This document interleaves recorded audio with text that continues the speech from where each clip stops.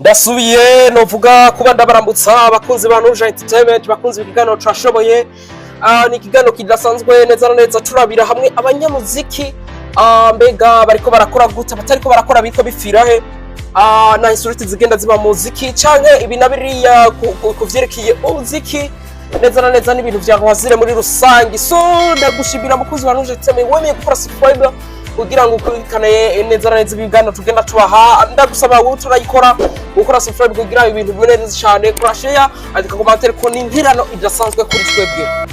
Yes, nko mumaze kuvyumva ijwi ni Jamal Fred FC voice of the man, my masterpiece keeper motivation champion in Korea Todre. You know what it is. Yes, wake up brothers, sisters, mothers, fathers, all our big vision in our country. This is how we do the best. We do the best. So likano kidasanzwe nkuko mubizi tuba dufite exclusive zimeze neza cyane cyane ku makuru ariko avuga ngo habwe guca Burundi. Ereka turaza kuba tunajabuka hano hadi no higa mu gihugu cy'u Rwanda turabiko biravugwa, ariko ivyo ndabazaniye ni inkuru nyinshi amuha mubona ku marezo sociaux, ariko mutarano ubusisanguro bwiza, ariko ndakuzaniye abaririmbyi babiri badasanzwe abage bahura na insolite zikomeye mu rugendo rw'umuziki, ariko n'abaririmbyi bigeze kuba bakomera, bigeze kuba bafise izina riri big, bigeze kuba bafise izina rikomeye, bigeze kuba bari abantu baryohera abantu mu buryo bwiyaguye, bigeze kuba bari abantu baryohera neza na neza abakunzi babo, ariko gushika ino mwanya batakiri ku rugero rwiza. Ariko turaza guca no kuyandi makuru ariko agenda avugwa pemene, ariko ibyo tuzagushingira ko nibi bikurikira tugira tugaruke kuhura ry'uwiswe Lolilo Simba hamwe na Diamond Platnumz kuva mu gihugu ca Tanzania. Ivyo rivyo tugiye kuba tugaruka, ariko tuza kuba dugaruka kuwiswe Amag de Black kuva mu gihugu cy'u Rwanda, turabe ihura rye hamwe n'uwiswe Fizzo Melodie. Assemble confortablement et c'est parti in big mission. Wake up brothers. So these are bits I will pass and I was still I'm still passing this is how we do it a pista right. Yes, on y va et on avance in the face our street go pesa. Wake us out.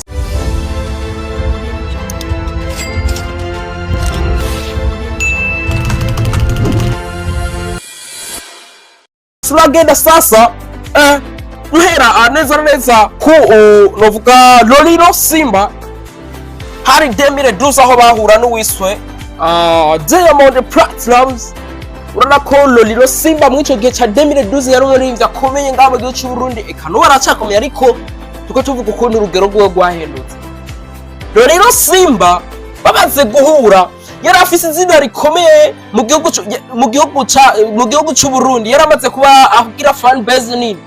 Lolilo Simba yamafata rutema ikirere aja hanze agaruka akora amasho menshi, ariko baza guhura n'uwiswe Diamond Platnumz. Diamond Platnumz ntiyari bwafatisha, yari akiri umuntu araho yaraje ico gihe bahura bari basanzwe bavugana, me acaza gukora show ngaha mu gihugu cy'u Burundi uwiswe Diamond Platnumz, ariko abari bamuzanye baca baramuta muri hotel. Acarandikira Lolilo Simba ati burya rero je vyagenze uku, jewe ndahanaha. Lolilo Simba amwitaho, amurihira hotel amurihira hotel, ivyo kufungura vyose aramumenya. Diamond Platnumz yeye mwenyewe amumenya vyose buri kimwe, amusohokana henshi hatandukana, amwereka ati ibi n'ibiki ngaha mu Burundi, amwereka ibibazo vy'irato vyinshi vyo mu Burundi, babana nk'abacuti, babana nk'ababrother. Me biza kurangira Diamond Platnumz asubiye mu gihugu ca Tanzania iwa mugagenda avuze ati ko ciza Lolilo Simba yankoreye sinzopfa ndamwibagiye. Ariko neza na neza yarigeze kuba navuga Diamond Platnumz kandi indirimbo Lolilo yamwandikiye ari indirimbo yamwandikiye, ni kuvuga bara abagenzi famfi, ariko Diamond Platnumz biza kurangira yibagiye ciza uwiswe Lolilo Simba yamukoreye. Lolilo biza kuba nka pression kuri we bivanye n'ivyo yamukoreye, amajambo menshi ku bafana bamutaka icizere bivanye nuko akora ibikorwa vyiwe ntibigene. Murabibona Lolilo mwino misi ntahagaze neza, abafana bakamugaruka ko bivanye n'ivyiza yakoreye Diamond Platnumz atamwibutse. Diamond Platnumz yarigeze no kuba novuga YouTube, hari indirimbo yiwe bari barakoranye arayikura kuri YouTube. Ntuze novuga YouTube ya novuga ya Lolilo Simba irafatwa kandi yari yabibwiwe na novuga na Diamond Platnumz. Ico kintu cyo gukora novuga ikintu ciciza mani vraiment n'ibintu bibabaje gukorera iciza umuntu nk'urya akiri mu buzima bubi ejo hirya ejo akabona yateye imbere ntanakwibuke ntanakuganirize kuri telefone mani si ikintu coroshe vraiment. Ariko ni Diamond Platnumz turagira icyo bivuze ko byumvikane neza ko Lolilo Simba ari muri pression yuko yafashije umuntu nawe ntanamwibuke ageze ahageze. Yes nuko ni same nuko ku Amag the Black kuva mu gihugu cy'u Rwanda. Amag the Black we vyabaye birebire kuko bivugwa ko ari we yazanye Fizzo Melodie mu muziki, kuko Amag the Black n'umuririmbyi wa kera murabizi kuva za 2003 yaraririye. Rero azana novuga Fizzo Melodie mu muziki amukundisha abantu, aririmba indirimbo za bien, abantu baramukunda baramwakira. Amag the Black biza kuba vyanga ari we yazanye Fizzo Melodie. Fizzo Melodie ntawe reka kuvuga ko ari ku rugero rwiza mw'iki gihe mu gihugu cy'u Rwanda, eka no muri East Africa ari umuririmbyi ameze neza. Amag the Black amaze kubabona ari umuririmbyi ariko ata amafaranga afise, abona bwa buzima bwo kuba novuga agenda yinyegeza ngo showbiz ngo n'umustar muko ata amafaranga afise, avuga ati ubuzima jewe no ndaburambiwe. Amag the Black acafata risk yo kusubira iyo yari yajava mu ruguru yapanikiye, acakita ikigali aja ruguru iyo yari yaravuye iwabo, acaza gukorera imirimo novuga y'ubworozi yo kurima guhinga no korora ibintu nk'ivyo.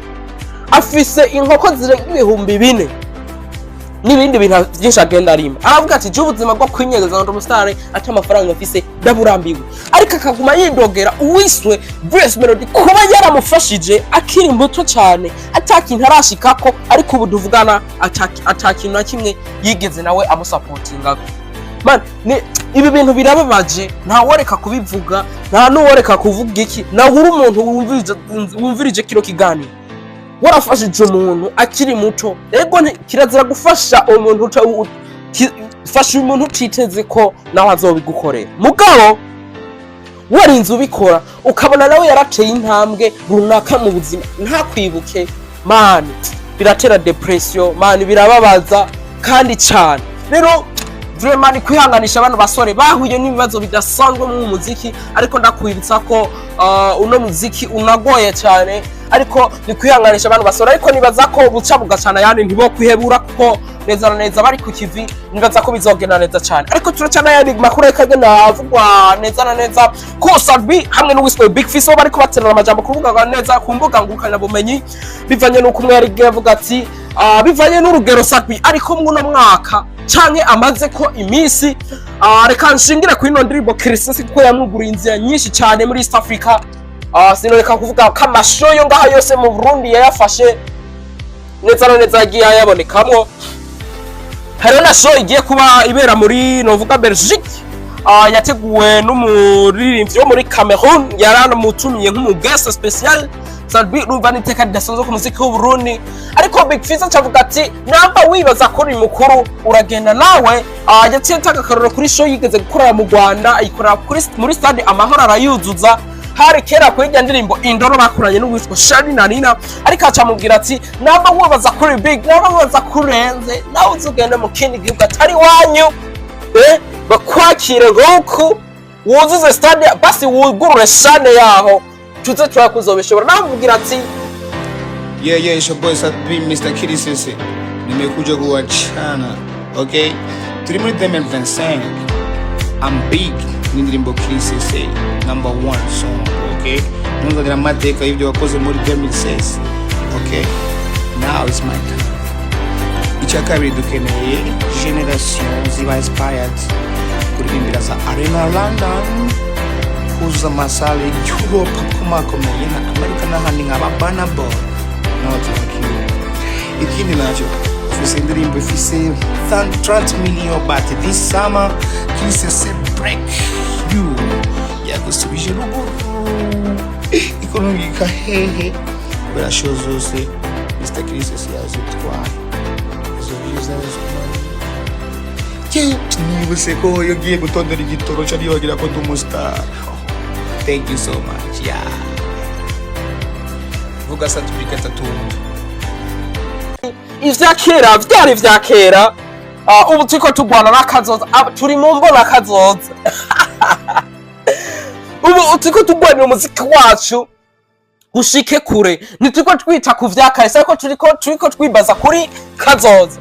Kandi ugerageje kumva Big Fizzo na Gufasha ari rezo ubu ntituko turaba ngo urumva ngo nakoze ibi kuko nivyo iyo twaraba ngo yakoze ibi Lolilo twari bavuga ati yarigeze kuba ari umuririmbyi wa danje ariko utari ku rugero rwiza. Ubu ivyo navyo turaba ntavyo bakonta kabafana ivyo navyo babara umuririmbyi bari on top namba dino rwiza. Ubu ivyo navyo turaba ntavyo bakonta kabafana ivyo navyo babara umuririmbyi bari on top namba dino Musasalbi ari ku rwego rwiza nuko yakoze nabino Musasalbi ari novuga ku rugero rwiza nuko ari karapambana nari kararaba ngo nakoze ibi ivyo yakoze nawe ni vyinshi nari kararaba ngo nakoze ibi kuko uri kuvuga ngo nakoze ibi bica bigutera ubunebwe bigatuma wumva wocika intege ariko Sibi avuga ati gahunda yo kuja muri East Africa tukaja mu festival yagutse yakorerwa ku mugabane wa Buraca wa Africa tukaja mu mashow akomeye novuga hurira mwana baririmbyi bakomeye. Rero iki kintu cyo kuvuga ko wowe warakoze ibintu birenze kuba warabikoze sebo turabikubahira abantu bose barabikubahira me raba no kuri kazoza urabe mbega ibi bintu nubwo nabikoze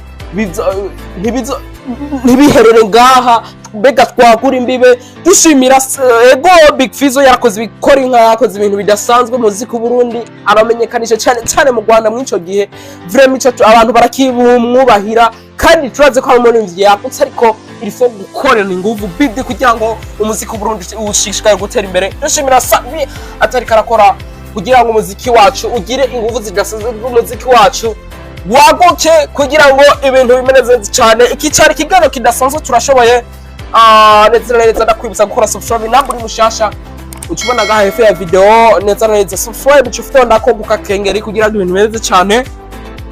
Cyagero kidasanzwe ndabashimira mwese mwakurikira kino kiganiro ntega sasu kubagira ariko ndagusaba gusangiza benshi bashoboka kino kiganiro kula commentaire ni ntidasanzwe kuri twebwe. Shimira Kabi Canvo ku biganiro byo kwisi agenda baha inkuru ziramvuye ndamushimira cyane. Yes, yari Jamal Fred MC voice of the money Mike masterpiece keeper motivation champion the one and only neza intore yatoje hariya you know what it is up. Ikalitse dusubire mu kiganiro nk'iki neza Imana ni yatsubira kudutiza ubuzima tugasubira guhirira no ciao